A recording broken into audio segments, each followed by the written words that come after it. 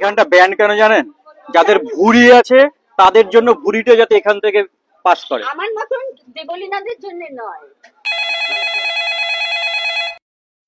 Hello, ও অশোক দা, হ্যাঁ বলো দাদা।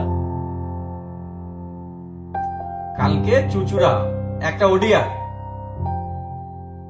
আচ্ছা, সকাল 8টায় ওই একই ধাবা। অবশ্যই যাবো, অবশ্যই যাবো। হ্যাঁ ডান। চলুন, আগামীকাল একটা ওডিয়ার ঠিক হয়েছে, চুচুড়া ভ্রমণ। দেখে নি চুচুড়ার কয়েকটা সাইট সিন। পাখির চোখে আপনাদেরকে পুরো বৃত্তান্ত সহ সম্পূর্ণ বর্ণনা করছি।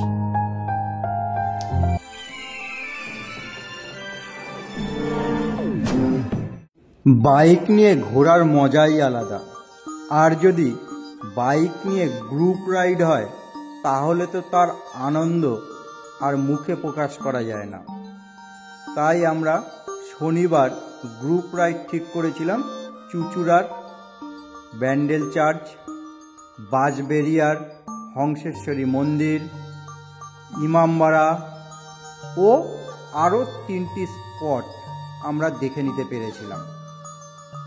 এই ভিডিওর মধ্যে দিয়ে আমি আপনাদেরকে পুরোটাই বলে দেব আমরা কোথায় কোথায় ব্রেকফাস্ট, লাঞ্চ এবং কোন রাস্তা দিয়ে কিভাবে যাতায়াত করেছিলাম তার সম্পূর্ণ বৃত্তান্ত, এবং আমরা কিভাবে সারাদিনটা আনন্দ সহকারে উপভোগ করেছি তার সম্পূর্ণ বৃত্তান্ত। তাই অনুরোধ করব ভিডিওটা পুরো দেখুন, এবং আপনারা যদি এরকম একদিনের একটি চুচুড়া ভ্রমণ প্রোগ্রাম করেন তাহলে অবশ্যই ভিডিওটা আপনাদের কাজে লাগবেই লাগবে। অবশ্যই ভিডিওটা ভালো লাগলে পাশে থাকবেন। চলুন বিস্তারিতভাবে এবার আপনাদের সামনে বর্ণনাটা রাখি। এখনও চুচুড়াতে ময়ূর দেখতে পাওয়া যায়, এই কারণে আমরা মিট করেছিলাম দিল্লি রোডের একটি ধাবাতে। ওখান থেকে আমরা মহেশপুরের রাস্তা ধরে চুচুড়ার দিকে গিয়েছিলাম। আপনারা চাইলে মহেশপুরটা একবার ঘুরে আসুন। এই হলো সেই জায়গা, এখানে শুধু আমবাগান আর আমবাগান। আমরা ময়ূরের ডাক পেয়েছি ও 2টো ময়ূর দেখতে পেয়েছি, কিন্তু এতটাই দূরে যে ছবি তোলা হয়নি। রেলওয়ে স্টেশন থেকে পায়ে হাঁটা 2 মিনিটের পথ পেরিয়ে ডান দিকে ইভিনিং স্টার রেস্টুরেন্ট, যেখানে আমরা ব্রেকফাস্ট করতে এই যে পাশের সিঁড়িটা রয়েছে এটা দিয়ে আমরা দোতলায় চলে গেলাম। সিঁড়ি দিয়ে দোতলায় চলে আসুন। দোতলায় সুন্দর বসে খাওয়ার জায়গা।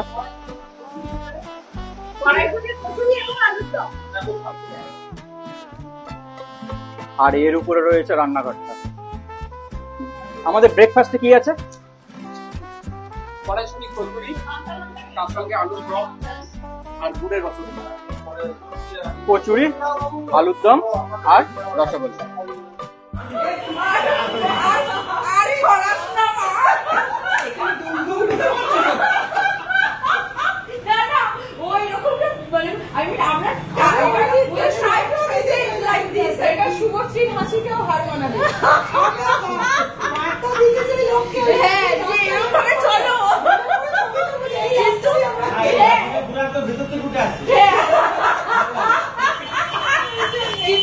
আমাদের সে মুরদ নেই, কিন্তু সেটা প্রকাশ করা চলবে না।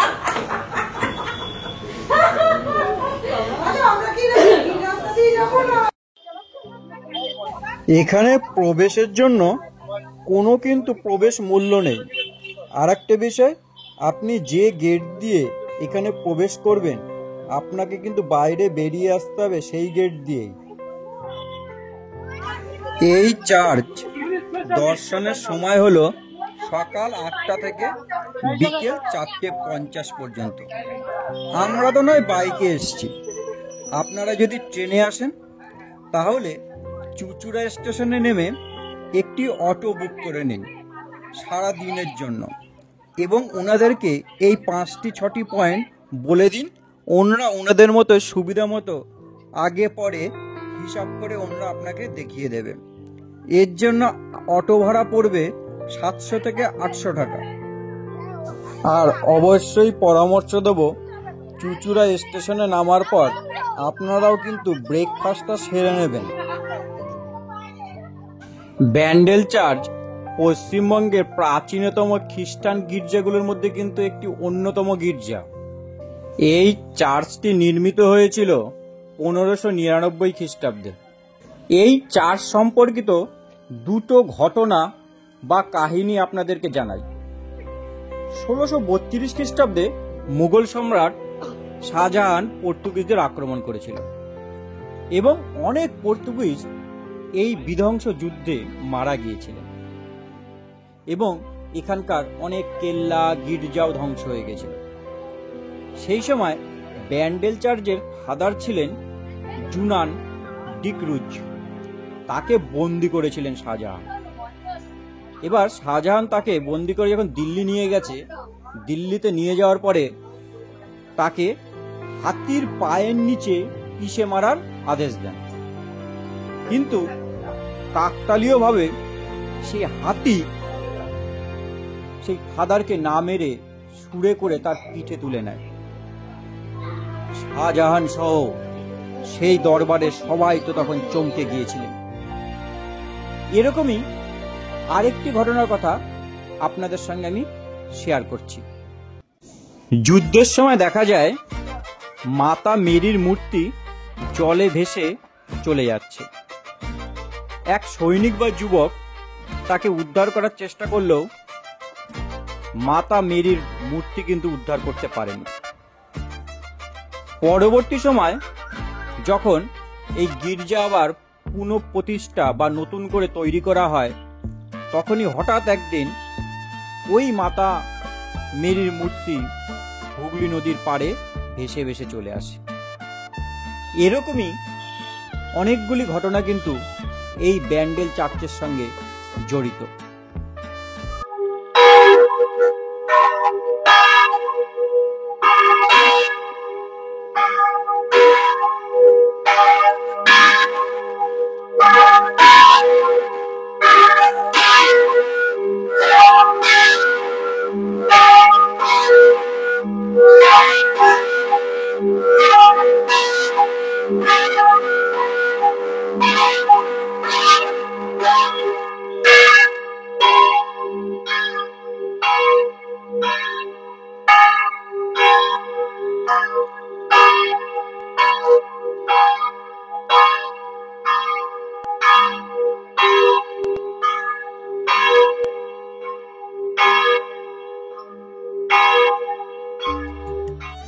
গির্জার ভিতরে চলতে চলতে এবার আপনাদেরকে জানাই ব্যান্ডেল কেন নাম হয়েছে। বঙ্গোপসাগরে জাহাজের নাবিক যখন বিপদে পড়েছিলেন তখন মাতা মেরি তাকে রক্ষা করেছিল। তখন নাবিক তার জাহাজের মাস্তুল এখানে দান করেছিলেন। মাস্তুলকে পর্তুগিজ ভাষায় ব্যান্ডেল বলা হয়, আর সেই থেকেই এই জায়গার নাম হয়ে যায় ব্যান্ডেল। এরপর আমরা এখান থেকে বেরিয়ে চলে গেলাম বাঁশবেড়িয়ার হংসেশ্বরী মন্দির দেখতে। চলুন আপনারাও আমাদের সাথে। ব্যান্ডেল চার্চ দেখার পরে আমরা গঙ্গার ধারে চলে এলাম। এখানকার নিরিবিলি পরিবেশে আমরা কিছুটা সময় কাটিয়ে এবার আমরা বেরিয়ে পড়লাম হংসেশ্বরী মন্দিরের উদ্দেশ্যে। চলুন মন্দিরে গিয়ে দেখা হচ্ছে। মন্দিরের প্রবেশের রাস্তায় এত সুন্দর সাজানো পূজার প্রসাধনী আমাদেরকে যেন স্বাগতম জানাবার জন্য দাঁড়িয়েছিল। রাজা নৃসিংহদেব 1799 খ্রিস্টাব্দে 70 ফুট উচ্চতা বিশিষ্ট হংসেশ্বরী কালী মন্দিরের নির্মাণ কাজ শুরু করেন, কিন্তু দুর্ভাগ্যবশত তার মৃত্যু ঘটে। কিন্তু এই মন্দির নির্মাণের কাজ কিন্তু বন্ধ থাকেনি। মৃত্যুর পর 15 বছর কেটে যায়। 1814 খ্রিস্টাব্দ নাগাদ তার বিধবা পত্নী রানী শঙ্করী মন্দির নির্মাণ সম্পন্ন করেন। এই অসাধারণ মন্দিরে রয়েছে 25টি চূড়া। অন্যান্য কালী মূর্তির থেকে এই মূর্তির একটু তফাৎ রয়েছে। তফাৎ বলতে গোলাকার বেদির উপরে যে পাথর, সেই পাথরের শিব শুয়ে আছে। আর মহাদেবের নাভি থেকে বেরিয়ে এসছে পুষ্পটিত পদ্ম। সেই পদ্মের উপরে হংসেশ্বরী মায়ের মূর্তি। মায়ের চোখের দিকে তাকালে তবেই বোঝা যায় মা কত এখানে জাগ্রত। একবার চোখে চোখ রেখে মন থেকে কিছু একটু প্রার্থনা করুন, অবশ্যই মা আপনার কথায় কিন্তু সাড়া দেবেনই দেবেন। দুপুরে মন্দির 1টা থেকে 2:30 পর্যন্ত মায়ের ভোগের জন্য বন্ধ থাকে। এই সময়টাকে অ্যাভয়েড করেই এখানে আপনারা আসার প্রোগ্রাম করবেন। এই মন্দিরের পাশেই রয়েছে শ্রীকৃষ্ণের একটি হিন্দু মন্দির, অর্থাৎ অনন্ত বাসুদেব মন্দির, যেখানে টেরাকোটার কাজ কিন্তু আপনার দৃষ্টি আকর্ষণ করবেই করবে। একবার দেখুন, দেখলে যেন মন সেই ঐতিহাসিক দিনগুলোর কথা মনে করিয়ে দেয়। আমরা ইতিহাসের বইতে পড়েছি এরকম বিভিন্ন টেরাকোটার কাজ, এবং সেই বইয়ের চিত্রের সঙ্গে আজকের এই চিত্র একবার মিলিয়ে দেখুন, হুবহু এক। শান্ত পরিবেশে দাঁড়িয়ে আছে এই দুটি স্থাপত্য, একটি অনন্ত বাসুদেব মন্দির আর একটি হলো হংসেশ্বরী মন্দির। মন্দির চত্বরের সামনেই পূজা প্রসাদনীর ফুল, ফল, এরকম অনেক দোকানই আছে।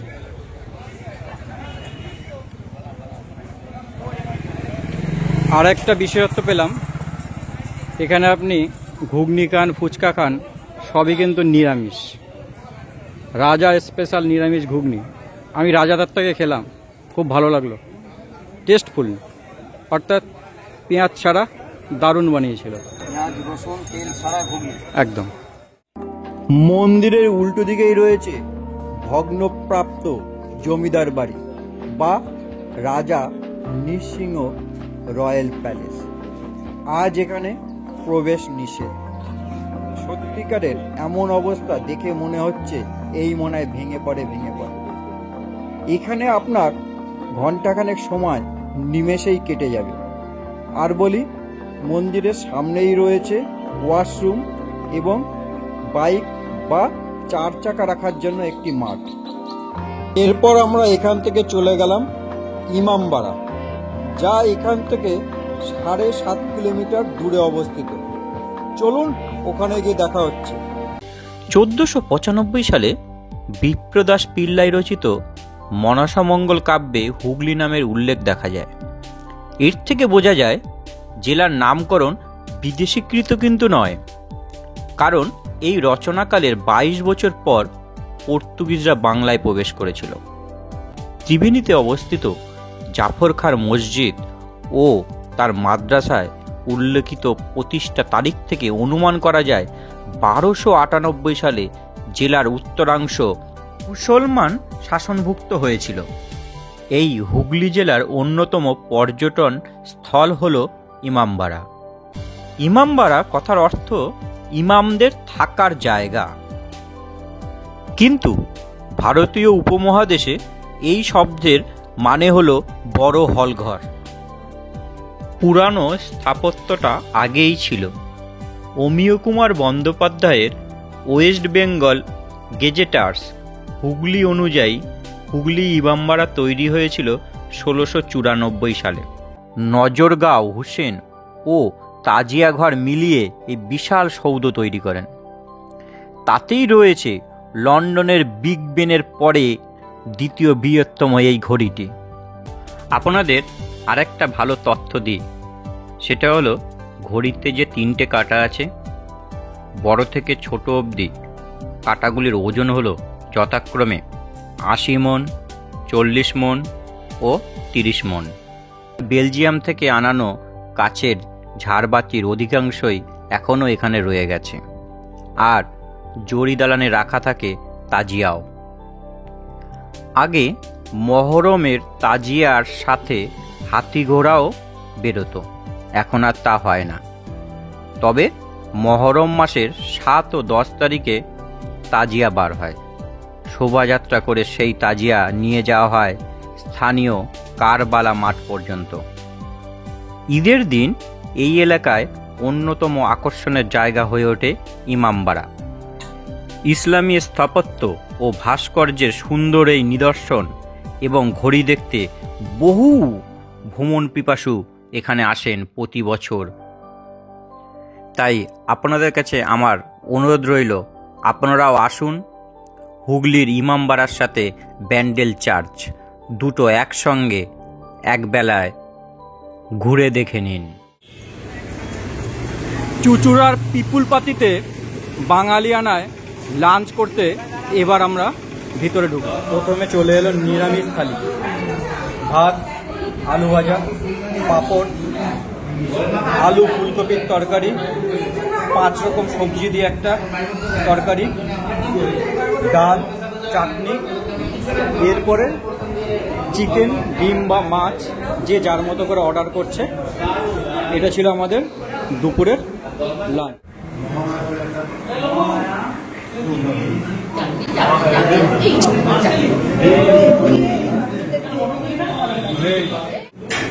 প্রথমে দিয়েছিল নিরামিষ থালি,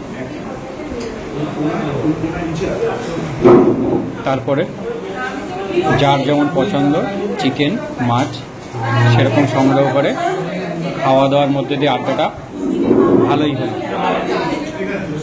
লাঞ্চ করার পরে চলে এলাম বঙ্কিমচন্দ্র চট্টোপাধ্যায়ের একটি বাসস্থান। 1877 থেকে 1881 সাল পর্যন্ত তিনি এই গৃহে বাস করতেন এবং জোড়াঘাটে বসেই তিনি বন্দে মাতরম লিখেছিলেন। একবার রুমটার ভিতর দিকে যাই। এই হচ্ছে তার বাস করা গৃহের একটি অংশ। এখন পুরো খালি অবস্থায় রয়েছে।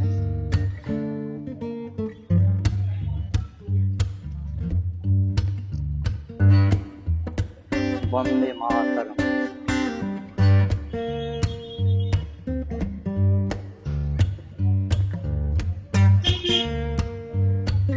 তাহলে সেই 1850 সাল থেকে দাঁড়িয়ে রয়েছে এই বাসগৃহ, যা বন্দে মাতরম ভবন নামে পরিচিত বটে। এই ঘাটের উল্টো দিকেই হচ্ছে কল্যাণী। গঙ্গার ঘাটের চারিদিকে সৌন্দর্য সত্যি সুন্দর। আমরা এবার চলে এলাম স্বাধীনতা সংগ্রামের স্মৃতি বিজড়িত স্থান প্রবর্তক সংঘ, যা নির্মাণ করেছিলেন মতিলাল রায়। এখানে বহুদিন অরবিন্দ ঘোষ তার জীবনের অনেকটা সময় কাটিয়েছিলেন এবং এই স্মৃতি বিজড়িত স্থানে মহাত্মা গান্ধীও একটি রাত এখানে অবস্থান করেছিলেন।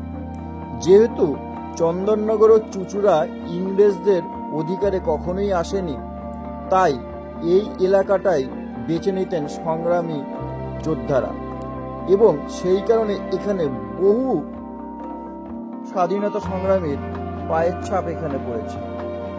এই এলাকাটি বেশিরভাগ সময়ই ফরাসিদের দখলে ছিল। চুচুড়া ভ্রমণের দিনের শেষে আমরা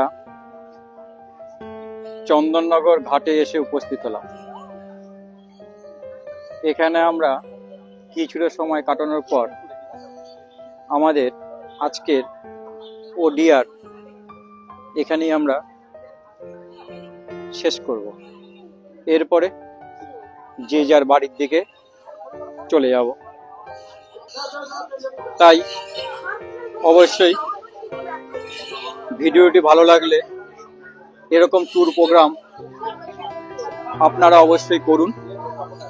আশা করি আমাদের মতো সাজিয়ে ট্যুরটি করলে আপনাদের ভালো লাগবেই লাগবে। সবাই ভালো থাকবেন। নমস্কার, ধন্যবাদ। এরকম একটি ভ্রমণের বিভিন্ন মুহূর্তে তোলা ছবি স্মৃতিতে থেকে যাবে, তাই ভিডিওর শেষে সংযুক্ত করে দিলাম। এক্ষেত্রে আমার দোষ ত্রুটি মার্জনা করিবেন।